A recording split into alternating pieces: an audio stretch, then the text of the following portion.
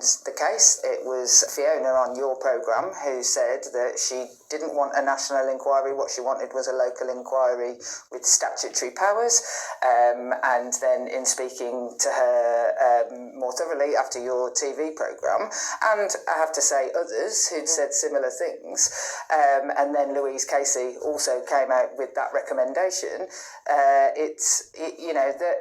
I can't please all people, and victims are not one homogenous group. That's true. But you listened to the ones who wanted localised inquiries rather than the ones who wanted a national. Not necessarily. What I had to do, and what I will always do, is make the decisions on the basis of what I have seen work.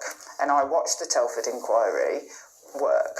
I saw genuine local change, actually, and action that continues today, continues to be monitored today. Now, what I found was since January is, completely compelling arguments now being made by Louise Casey, and ones that I had come to agree with in conversations, including with Fiona, about the need for areas to be compelled and also for them to be able to compel witnesses. But could you have got to that earlier? Well, maybe I could have, maybe I could have got to that earlier. I'm not going to follow a sort of like a furore or a political game. I wanted the job that I have, and I believe the Prime Minister gave it to me, is because I deeply, deeply care and want to do the right thing. So I'll put my hands up if people think that I should have come to it sooner. Whatever it comes from a place. And what has been bandied about in the meantime, the idea that I'm trying to cover something up, it's insulting. It's insulting to all of the victims who I work with and have worked with and have tried to get justice for, and in some cases been successful, in too many unsuccessful. You mentioned the Prime Minister. You will remember that he described the calls back in January for a national inquiry as people jumping on a bandwagon of the far right. When you reflect on that, was that wise? Look, I think that what the Prime Minister was saying was, this was in the wake of sort of Elon Musk furore, was that the Conservative politicians, Kemi Badenoch, the Shadow Home Secretary Chris Philp, that he was saying they were jumping on the bandwagon of Elon Musk talking about on Twitter. I think it was actually Liz Truss. She gets forgotten in this story. Liz Truss who started it, and then Elon Musk carried it on. Is that he was like, where have you been? You've just been in government. You were the policing minister and the children's minister. Where have you been? And frankly, but was that a knee-jerk reaction? Simply because they are politicians on the right? No, I think it's because they're politicians who had never cared and thought it was politically expedient.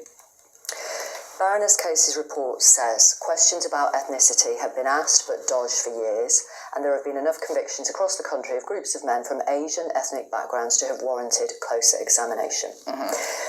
When you reflect on all the work you have done over years to help survivors, do you think you were curious enough about the ethnicity of perpetrators? I absolutely was curious enough when you're asking me from as a frontline practitioner. So you wanted to know why it was predominantly men of Pakistani heritage? I've always wanted to understand, and of course, what Baroness Casey has looked into is three particular police force areas, and actually my experience of grooming gangs is that it looks different in different areas, but there has been predominantly, in the organised grooming, the people have been of British Pakistani ethnicity. So that is no surprise to me. But did you want to know why? Why?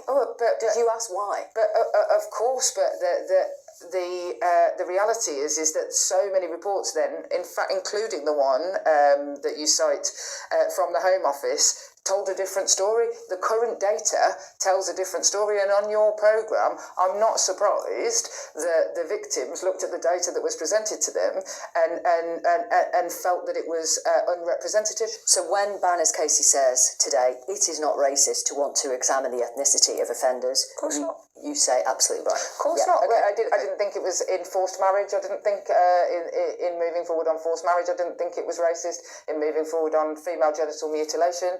I didn't think it was racist. So sorry, when people say you and others in Labour, in the Labour Party, in opposition and in government, have stuck your head in the sand about this. I mean, that people can. There are undoubtedly people who have. I'm not going to, and Louise Casey finds that, and there is plenty of anecdote, for example, around Anne Cryer, a Labour MP who spoke up about this, being told to keep it quiet by people, from within the Labour Party. And Maggie Oliver herself, a whistleblower, says Labour and the Tories have both turned a blind eye.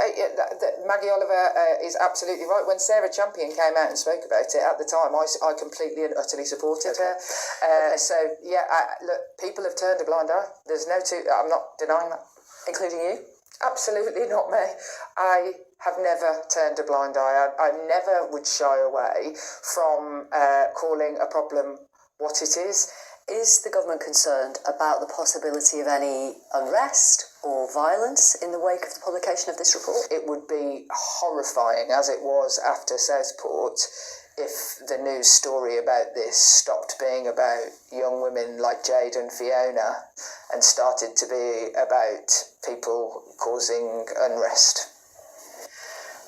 Have you had death threats today? I always have ongoing police investigations, and whenever this raises its head in the news, then of course, it ramps up some of the rhetoric and the threats against me. So yes, I have, and it is particularly galling, I have to say, because it is the anniversary of the death of my dear friend Jo Cox. But this morning I woke up thinking about her, and I often wish that she was with me on days like today, because she would always just keep me going. And what I know is that she would say, keep going. Stick with it. Stick to the plan.